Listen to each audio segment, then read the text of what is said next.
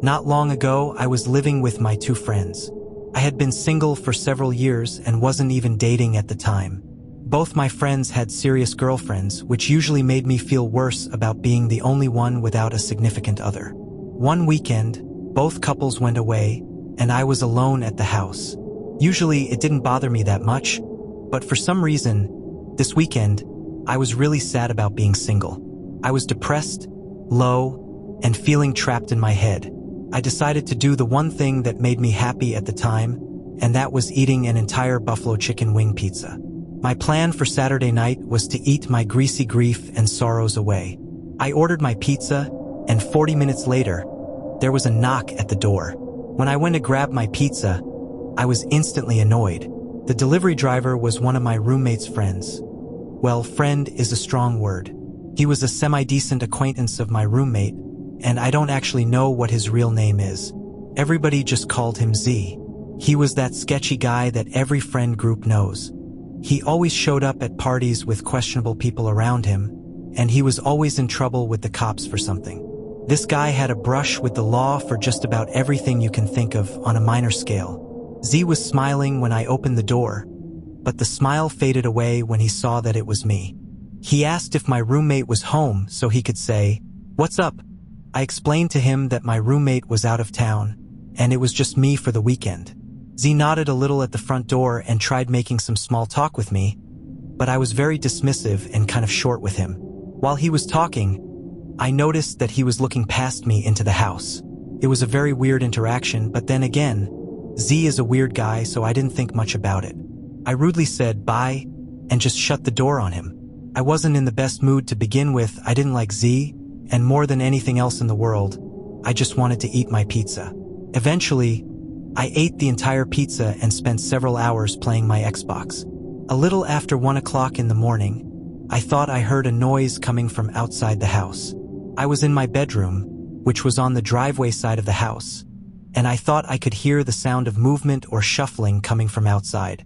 I looked out the window and didn't see anything. I assumed it was my mind just messing with me since I wasn't in a great headspace. I tried getting back into my game, but after I heard the noise, I just had that nasty pit in my stomach, and it wasn't from the pizza. It was just the feeling that something wasn't right. I went into the kitchen to get something to drink, and I could hear noises coming from the back of the house.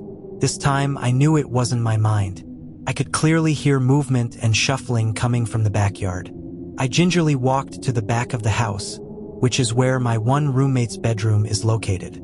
His door was closed, but I felt like I could hear something behind it.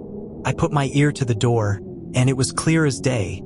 Something was going on in that room, and I knew my roommate wasn't home. I opened the door, and like a deer in headlights, Z, and I assumed his girlfriend, were trying to, and nearly successfully, breaking into my roommate's bedroom window. I yelled at him, called him out, and Z, who at this point had completely crawled through the window, was putting his hand up in a defensive position and telling me to calm down. Z looked calm, but the girl he was with looked like a ghost. Z tried telling me that my roommate said it was okay for them to stop by, and they were just trying to borrow a DVD. When I asked him why he didn't use the front door, he said that he didn't want to bother me. All while this conversation was happening, Z seemed to be inching closer to me, and his lady friend was slowly moving behind me. I didn't like what was happening, so as Z inched closer to me, I started to inch closer to the door. I looked up at one point and saw him slowly reach behind his back. That's when I turned around to run for the door, and the girl was standing in the doorway. Without thinking, I pushed her down and ran to my bedroom. I slammed the door, and Z started pounding on it. He was pleading with me that he was just there to borrow some stuff, all the while violently pounding on my door. I shouted that I called the police and that they would be here any minute. I didn't actually call the police by that point, but I just wanted to see his reaction. He started to curse at me under his breath, and then the pounding stopped. A few seconds later, I saw out of the window him and the girl running down the street. Even though it was late, I called my roommate and asked if he told Z it was okay to borrow some DVDs. My roommate was confused and said that he absolutely did not tell Z that he could borrow anything. That's when I called the police. It wasn't long after that the police apprehended Z for attempted break-in. That night messed me up. I can't go to sleep now unless I check and make sure every door and window is locked. As for Z, I'm not really sure what happened to him after that night. He stopped coming around, and I never saw him at parties again. My roommate finally cut ties with him. I'm still terrified that one night he'll come back for me since I was the one who ratted him out to the police. I can only hope that he doesn't hold a grudge, and I really don't feel very good about that.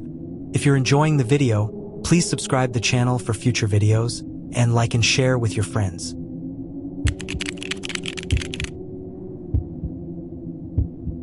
As many people out there may know, being broke may cause you to do some stupid things or have a major lack of judgment. That's what happened to me last year. I started using one of those apps to deliver food to make some extra money. I didn't have a ton of friends, and this was a great distraction for me. I throw on some podcasts and deliver food, mindless and easy work. Most of the time, I didn't even have to interact with other people, which was a major perk for me. I would deliver food all over town, nice areas and not so nice areas. One night, I had to deliver food to this large building that had several apartments on the inside. If anybody out there is old enough to remember the show Hey Arnold, it was kind of like that. Just a big house where a bunch of people basically were running out of room. The building was in a rundown part of town though, but hey, that's part of the job. The specific order was going to one of the tenants named Roxanne, who lived in the basement of the building. When inside the app, you can leave special instructions, such as, please leave the food at the door. Most people just leave that for the instructions. Not this Roxanne person, though. She left me multiple messages through the app, giving me further instructions. She said, please enter the side door on the right side of the building. Go right and head down the stairs. You'll be in a small little mudroom. You'll see a door with the number 6 on it. Knock 3 times. Okay, so I guess the instructions were normal and honestly pretty helpful, other than the knock 3 times part being kind of weird. But I've received much weirder instructions than that in the past, believe it or not. I noticed that she didn't tip, but she left me another message saying that she would tip with cash when I arrived with the food, which was great for me. I arrived with her food and followed her instructions, which were spot on. I entered the door on the side of the building and went down into the small dungeon-looking room with a washer and dryer. Right there in the basement was a door with a number 6 on it. Everything seemed legitimate so far. The basement smelled terrible, though. The building looked like it was going to fall over at any second, but everyone has to live somewhere, I suppose. I approached the door and, just as the instructions said, I knocked 3 times, 3 very hard knocks. Almost immediately, I got a message on the app telling me to please come inside and bring the food to the kitchen. She said that she was in the kitchen with her purse and couldn't move very well. It would be helpful for her if I brought the food right to her, and then she would tip me there. Now, in written context and hindsight, this seems ridiculous. But as it was happening in real time, I really didn't think it was a dangerous or really anything to be scared about situation. Like I said, I've received much weirder instructions. So, for me to come inside and drop the food off, it just didn't set off any alarms in my head. I was more annoyed that it was taking so long. So, without thinking, I slowly opened the door to the basement apartment. It was a very dark room, and it smelled horrible inside. The overwhelming smell of body odor almost made me audibly gag. I didn't enter right away, though. When I say it was dark, I mean it was pitch black inside the room, other than some dim light coming from the end of what looked like a hallway. I assumed that's where the kitchen was. I didn't completely enter yet, but I just wiggled toward the door a little more. Now, I started to hear the faint alarm bells going off in my head, though, but not enough for me to turn around and hightail it out of there quite yet. Remember, the first thing I said in the story was that sometimes being broke causes a major lack of judgment. Well, this was one of those moments I'm referring to. I started to take a step inside the apartment, and when one foot was barely in the door, I heard some creepy voice from the right side that did not sound like a woman. Said, "Come on in." Thankfully, the creepy voice made me freeze because, according to Roxanne, she was in the kitchen. So why would someone be to the right of the door? I still had one foot out in the mudroom, and it's a good thing I did. As I stood there, someone tried to shut the door, but thankfully, I was able to stop the door with my foot. I couldn't see the person, but I could smell them, and I could hear their heavy breathing. I threw the bag of food at the person's head and ran as fast as I could. I could hear the door slamming behind me, and I just never looked back. I didn't care about that tip. I just wanted to live. Once I got back to my car, I called the authorities and reported this incident. I told them exactly what happened, and honestly, the cop treated me like I was just some stupid, hysterical kid. It just seemed like I was not being taken seriously. The cops did follow up, and unfortunately, it didn't seem like they did anything. According to the police, technically, no crime had been committed, and since I couldn't prove that they were trying to forcibly shut me inside the apartment, the police told me it was just better that I let it go. The one officer told me that if delivering food was too scary for me, then maybe I should look for another line of work. I don't know. Maybe this was just a weird interaction that I mistook for something threatening. I will say this, though, I don't know how many non-threatening interactions involve someone trying to shut the door while you're fighting to stay on the other side. I'm just saying.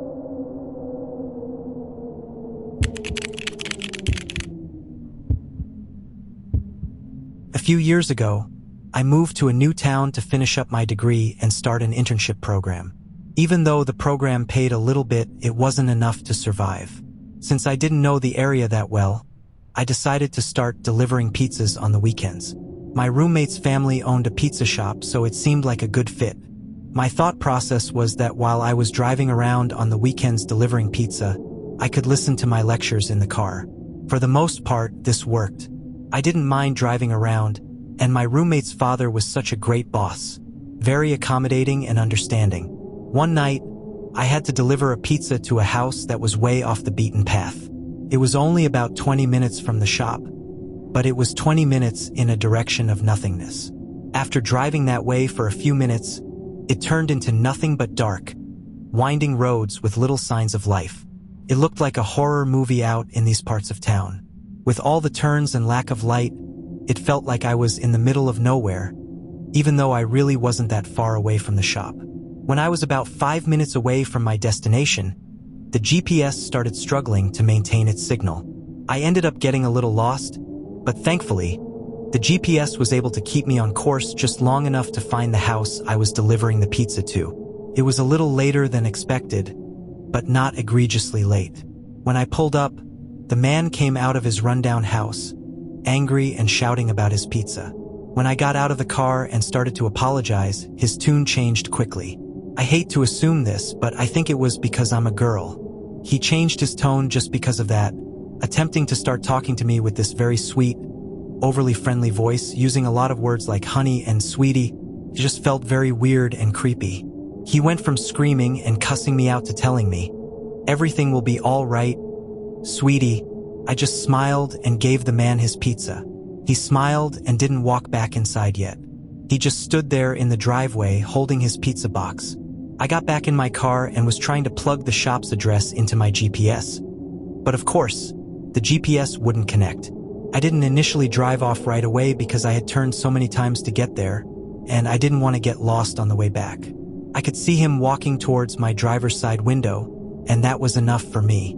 I know it seems like I'm unfairly judging this guy, but I know you know what I mean when I say that I just got a bad vibe from him.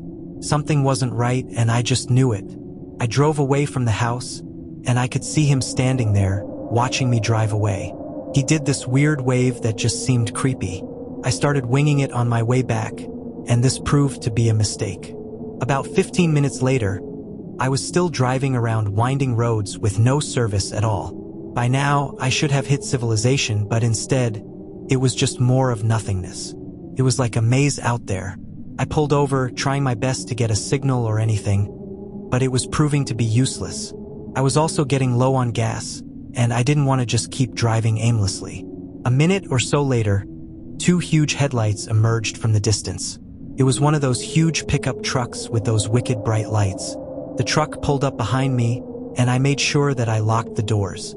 I was hoping this person might be there to help me, but I also wasn't going to just trust a stranger in the middle of nowhere. The person got closer, and I couldn't believe my eyes. It was the man I had just delivered the pizza to. He tried doing that stupid sweet-talking thing to me again, but I was very dismissive. He kept insisting on helping, but I told him I was fine.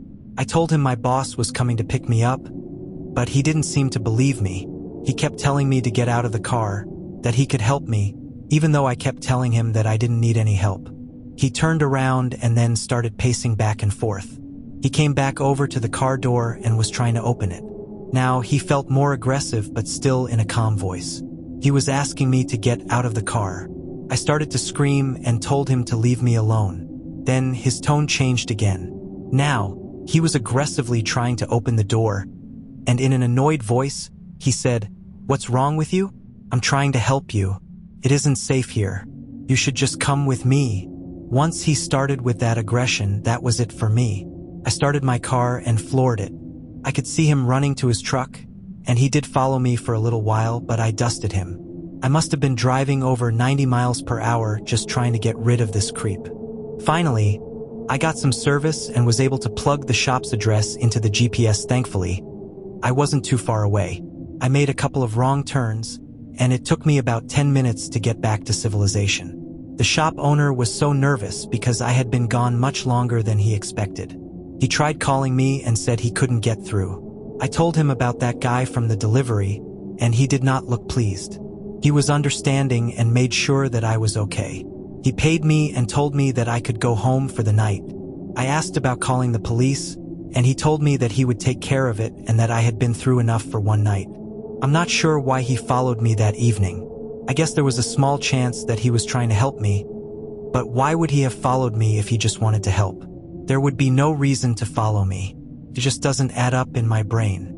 This was such a weird and unsettling thing that happened to me, and you just never know what people's true intentions are.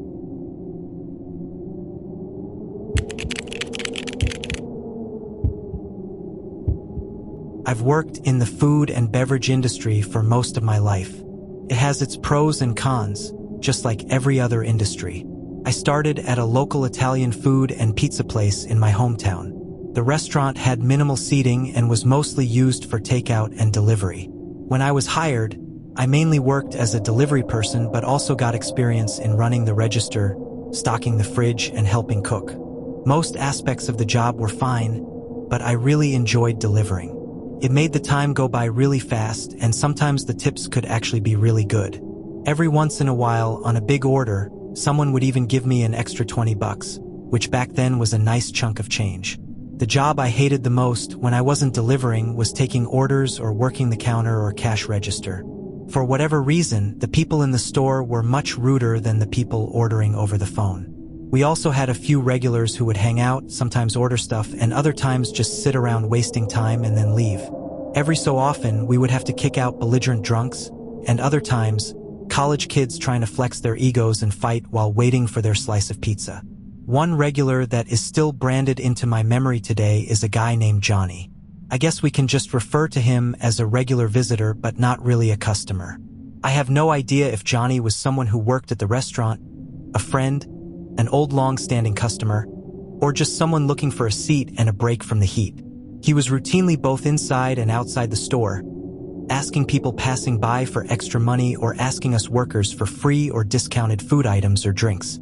He was usually quiet and not overly abrasive, which is why I think the cops were never called. He seemed to be polite and courteous for the most part when interacting with customers, but when one of us girls was working at the register counter, he was always making crude remarks or sly jokes. I feel like every time I would return from a delivery or have to work the counter, he would try to say some inappropriate joke or ask what my plans were for later in the night. It was usually creepy but harmless, and he never lingered inside for too long, especially if my manager, Debbie, was working. One night in particular, I got really frustrated with customers, and as the line started to thin out, Johnny approached the counter and asked if I had a boyfriend. I told Debbie, and she immediately let him know that he could buy something or leave. The other managers in similar situations could care less and would claim to be too busy to do anything about it. Again, another reason why I preferred deliveries. They got me out of the store and away from everyone else. One night, I think in August or September, the weather had forecasted some nasty thunderstorms. So, per usual, we had a bunch of call-ins. I was running double duty, trying to cook and answer the phone for delivery orders. Of course, since it was raining, Johnny was now inside the restaurant, sitting in a booth. He was unusually quiet, with no pickup lines or disgusting jokes. He was just sitting there in silence, staring at his hands. I asked Kyle, who was the only other person there, if he could take care of Johnny after his delivery. He said sure and promised to be back soon to try and help out. After a few phone calls, I sat down, trying to rest my feet and ankles, which were absolutely throbbing. I knew I had to run back to the supply room and fridge to grab a few items for the next order, and I was trying to take a little extra time selfishly so that Kyle would be able to help me when he got back. I headed to the fridge first, grabbed a few things, and then made my way to the storage room, where we had all of our non-perishable items. I grabbed what I needed and turned around, and absolutely froze in my tracks. Johnny was standing right there. I didn't hear a thing, he was absolutely silent. I tried to ask, "What are you doing back here?" Before I could even get the whole phrase out, Johnny lunged at me. I don't know if he was trying to attack me, assault me, rob me, or kill me. All I remember is that he lunged, and his face looked lifeless. There was no anger or aggression. It was just this blank stare. I could also be misremembering or suppressing things that I saw, but I swear it was like a blank, not on this planet type of look. I quickly dropped the items I had in my hands and struggled away, backing into the storage room and just slamming the door shut. Johnny was pulling at the door, trying to open it, but I was able to find the strength to somehow keep it closed. As soon as I thought that he wasn't there, I lodged a broom into the door handle to prevent anyone from getting in unless they pulled so hard to snap the broom. The door started shaking again, and for whatever reason, I remained silent. I can still feel the tears rolling down my cheeks, but I wasn't screaming or hysterical. I think I may have been in shock. Then, out of nowhere, I heard someone say, "Hey, what are you doing?" And I heard footsteps and then light knocking on the door. It was Kyle. Everything after that is still a little bit of a blur. I told Kyle everything and we called the police. He sat with me and they helped me relay the story to the police. The owner was called to the store and had to talk to the authorities as well. Johnny wasn't found that night, at least to my knowledge, but he was banned from the property, meaning that if he ever showed his stupid face again, he would be arrested. I didn't work there for much longer, but thankfully, while I was there, I never saw Johnny again.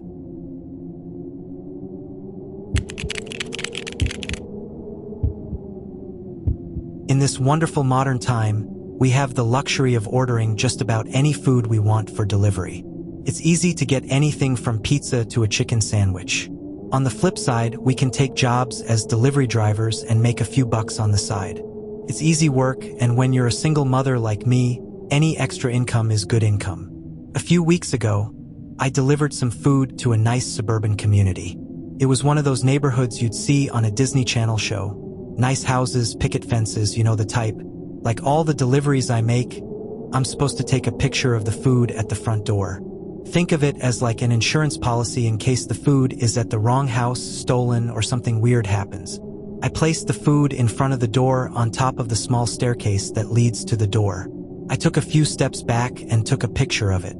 After taking the picture, I was walking back to my car when I was confronted by an extremely angry and enraged woman who came out from the house across the street.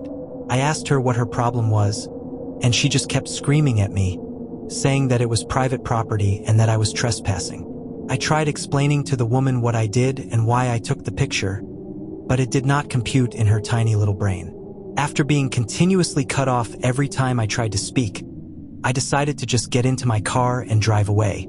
I tried being nice, but clearly, this woman was insane.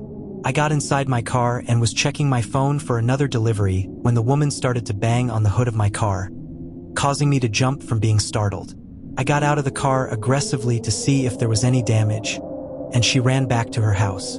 There was no damage, but I was so done with this delivery, and I decided to just call it a night. I ended up driving home and spending the evening with my daughter. We ate dinner, played some games, and watched a movie together. I put her to bed and started binge-watching one of my favorite shows.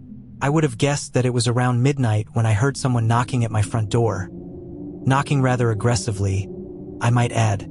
I couldn't believe what I was looking at through the peephole in the door. It was the crazy woman from the delivery earlier in the day. I didn't answer. I didn't even say anything. I just kept watching this woman, trying to figure out what she was doing at my house. She had to have followed me home, which was already insanely creepy. While I was watching her, she went over to the walkway that led to my front door from the driveway. I have this path of little stones that leads to the front door. It's not like big slabs of pavement, but rather small stones that almost fit together like a mosaic. The woman grabbed one of the stones, roughly the size of an average dinner plate, and put it behind her back. She started to knock on the door again, still concealing the stone behind her back. This is where things get very weird. I didn't answer the door, but I shouted to her that I had called the police. This must have scared her because she threw the stone at my house and ran away. I did end up calling the police and reporting what happened. They followed up, but nothing really came of it, and that was the end of the story until recently. If that was all that happened, that would be scary enough, not knowing what she wanted from me and her showing up in the middle of the night. But things got much worse. About a week after the incident, I saw the woman at the grocery store. No confrontation or anything like that, but then I saw her several other times just driving. Again, no confrontation or anything else. I wanted to say it was just a coincidence, but it almost felt a little too weird. I have a friend who was married to a cop, and I talked to him about it. I explained that something felt off, but it's possible that it was just pure chance that I kept noticing her. He agreed. He basically said that because I'm aware of this woman, I'm subconsciously picking her out of the crowd in our town. I didn't like that answer, but I guess technically he was right. It is a pretty smallish town after all. This brings me to about a week ago, as of me writing this account. I just got my daughter on the bus, and I was outside pulling some weeds. While I was on the ground, I could feel someone standing over me. I turned around, and it was that woman, the same damn woman from that stupid delivery. I was completely vulnerable in that position, and I didn't know what to do. She said in a sort of soft but angry voice, "You're a monster for calling the cops. You're a trespasser." I noticed that she had one of my stones again, and without thinking, flight mode kicked in. I got up and ran as fast as I could. She actually tried hitting me with the stone, but she missed. I ran inside and locked the door. I called the police and told them that she was back and trying to hit me with a rock. The police showed up, and this time they arrested that crazy woman. It turns out that the woman had some pre-existing history of mental health issues. I'm not exactly sure what it was, and because this is so fresh, I don't exactly know what happened to her. I saw her get taken away in the back of a squad car because she was still at my house when the police came. I just hope this nightmare is over. At least for now, it seems to be over. I just hope that she gets the help that she needs, and then I never have to see her crazy face again.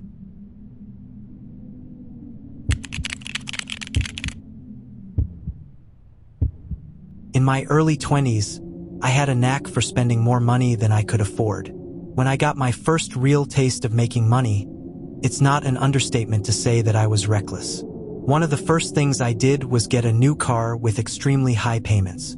Instead of leasing a smaller, cheaper car, I decided that I was going to buy a BMW.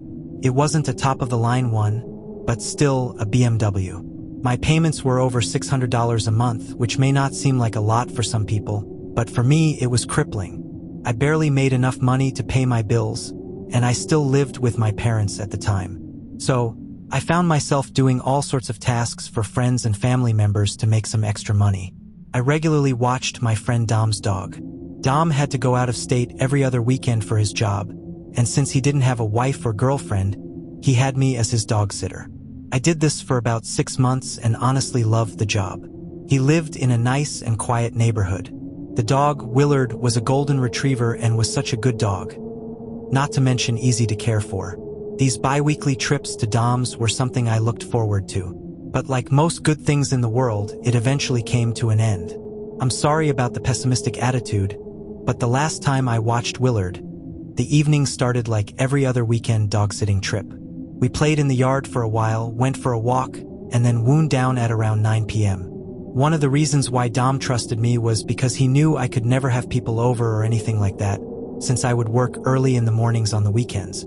Usually, I would be asleep around 10 o'clock, but on this Saturday night, I was invested in a movie that ended a little after 11 o'clock. The movie was Inception, just in case you were wondering. After the movie, I let Willard out while I got myself ready for bed. I always felt weird about sleeping in Dom's bedroom, so I would usually sleep on the couch with the dog. Just as I was getting comfortable, the doorbell rang. I looked at the clock, and it was about 11:16 p.m. My mind immediately went to someone in Dom's family. I couldn't imagine anybody else ringing the doorbell in his neighborhood at this hour. I rushed to the door, and standing on the other side was a young man, most likely in his early 20s like me. He looked clean-cut and didn't have a threatening presence about him. I opened the front door but kept the outer screen door shut and locked. Talking through the screen, I asked him if I could help him with something. He didn't seem weird or sketchy. In a very confident voice, he said to me, "Hey man, I got the food you ordered. 2 things I feel like I need to mention here. 1, this was before all the food ordering apps, so your food never just got dropped off at the door. You had to physically go and pay for the food at the door and have an interaction with the delivery driver. And 2, you're probably assuming that Willard is like most dogs and that she's barking like crazy at someone ringing the doorbell. Well, she isn't like most dogs. Not only did she not bark, but she stayed on the living room couch the entire time I had an interaction with that delivery driver. I was kind of annoyed by this more than anything. I definitely wasn't scared. I mean, why would I be? I had no reason to believe that this was anything other than just some mistake. I explained to the guy that he had the wrong address and that I didn't order any food. We had a quick back and forth, and then we figured out that the delivery was for a different address, and he accidentally went to the wrong house. The guy started to apologize, and I told him not to worry. While he was apologizing, I noticed that his car was filled with 3 other people, 2 in the back and 1 in the passenger seat. I thought that was pretty weird. I never noticed delivery drivers having anyone else in the car with them, let alone an entire carload of people. We finally wrapped up our conversation, and I locked the door. I made my way back to the living room and tried to get myself comfortable again. I was a little annoyed, but I understood. Accidents do happen. Not 2 minutes later, the doorbell started ringing like crazy. You know that annoying sound of the bell just ringing non-stop.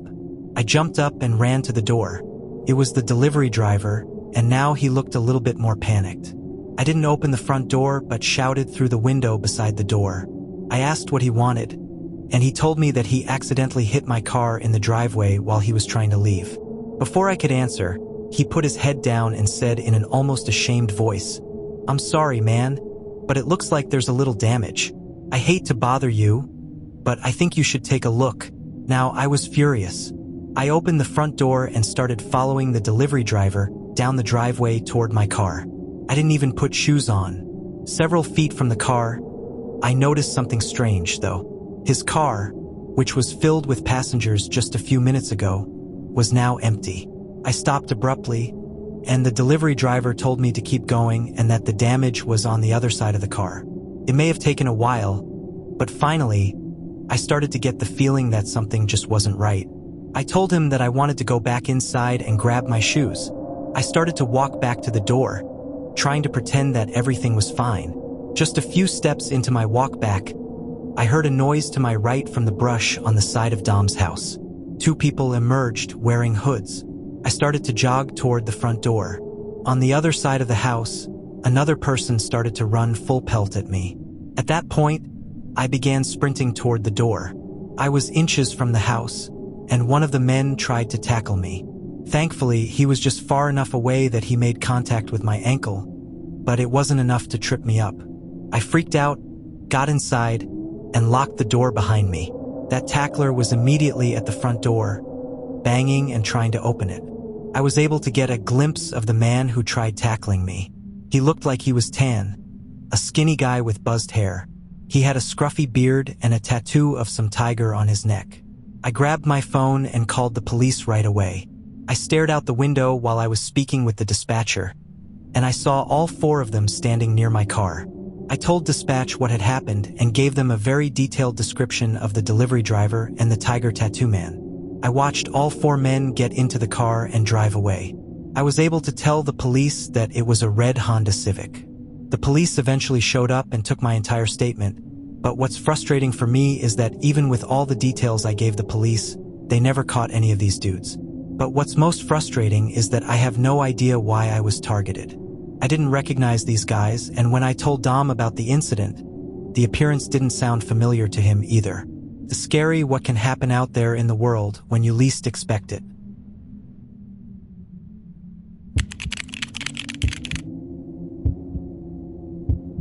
A few years ago, while I was in college, I would deliver pizzas on my off days from school to make some extra cash.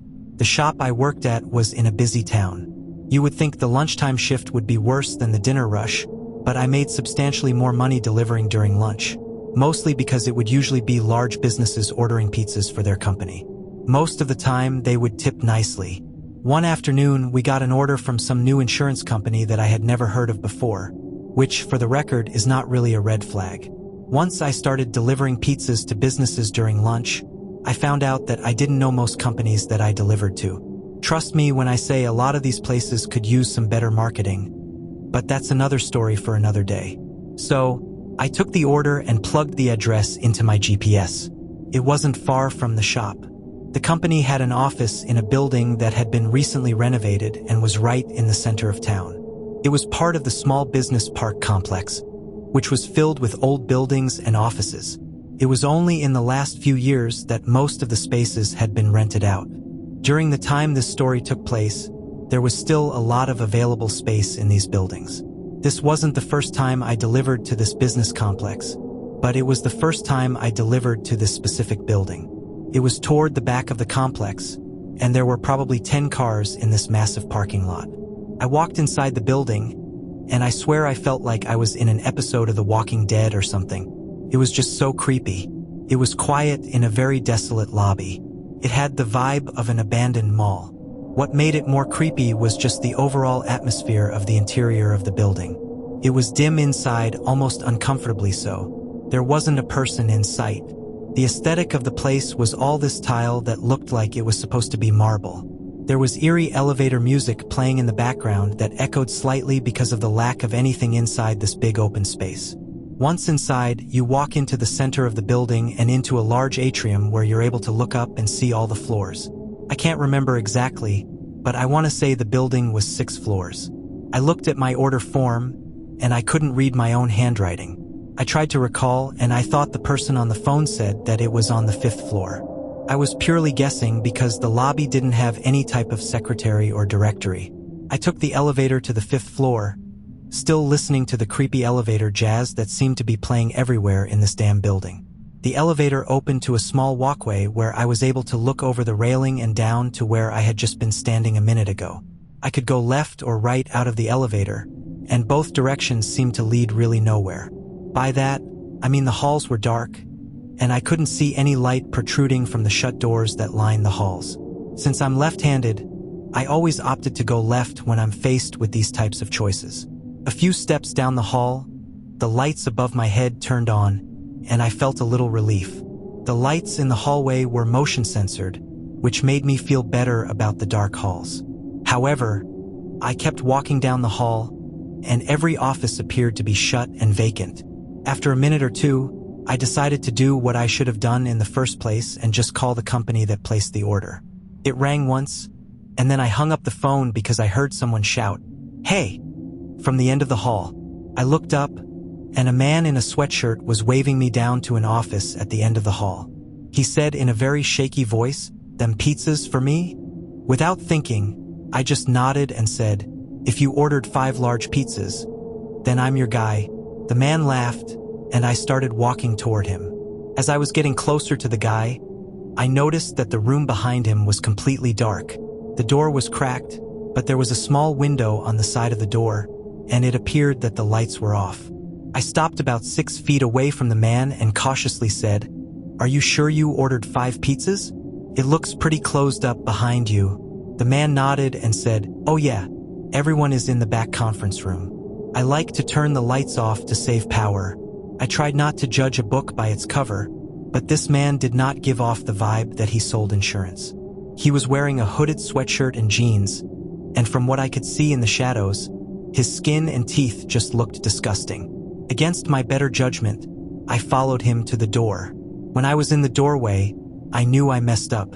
I looked inside the office and saw that it was empty, a completely vacant room. Before I could react, the man slammed the door in my face, knocking me and the pizzas over.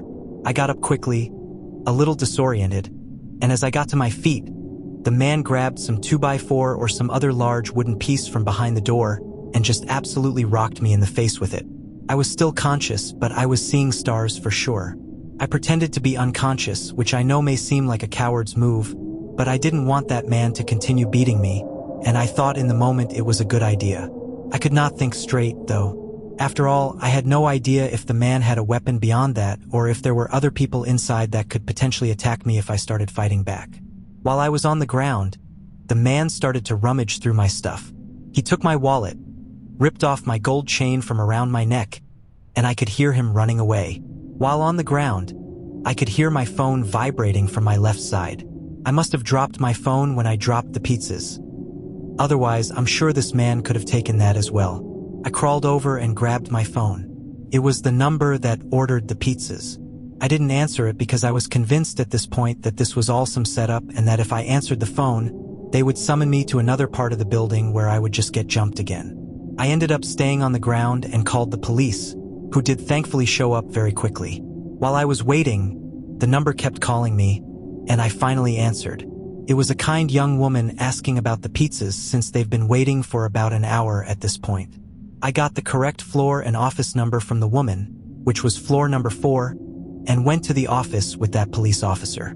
As it turns out, this was a real office and a real order. After a little initial investigation, it turns out the man who jumped me was just some homeless guy who was probably squatting in the empty offices. He saw me and just took an opportunity to strike instead of hiding. The bad news is they never caught who did it.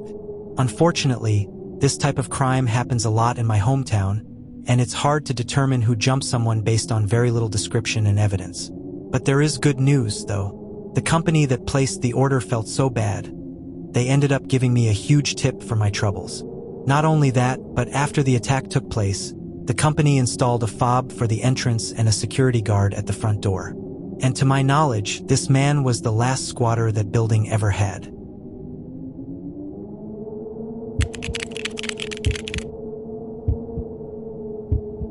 My husband and I went through a phase where we were extremely busy and found ourselves using a delivery service a few times a week.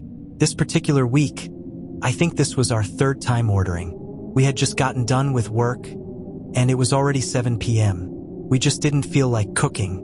We usually have good experiences with delivery services. Once in a while, we'll get a crap delivery person who just kind of throws the food around or the occasional canceled order. But on this particular night, my husband and I chose to splurge. We each ordered 3 courses from a pretty pricey restaurant, but we also knew that we'd have leftovers for at least a few days.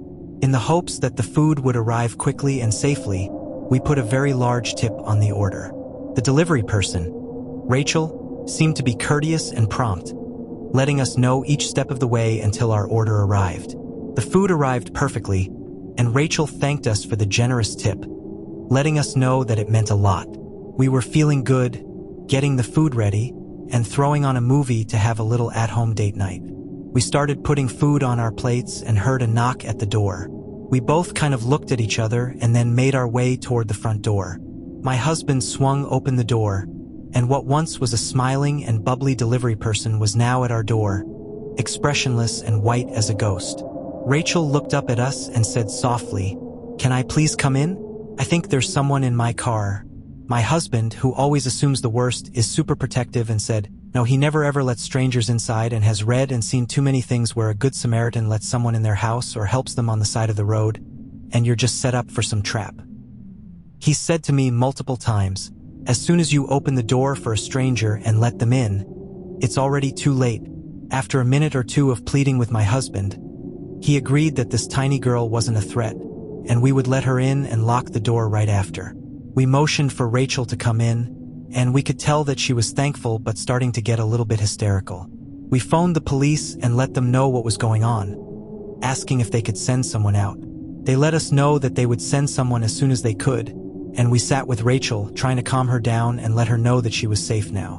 We weren't going to let anyone in the house, and the cops would check her car and the surrounding area. I'm sure of it. As we waited for the police, now in a mostly awkward silence, my husband noticed a few of our motion lights beginning to turn on. First, we saw one go off on the side of the house, followed by one going off in the backyard just a few moments later. Trying not to cause any panic, but definitely moving with some speed, my husband was darting around the house, making sure that all the windows and doors were locked. I knew they were because, unless I specifically opened them, my husband always keeps everything closed and locked.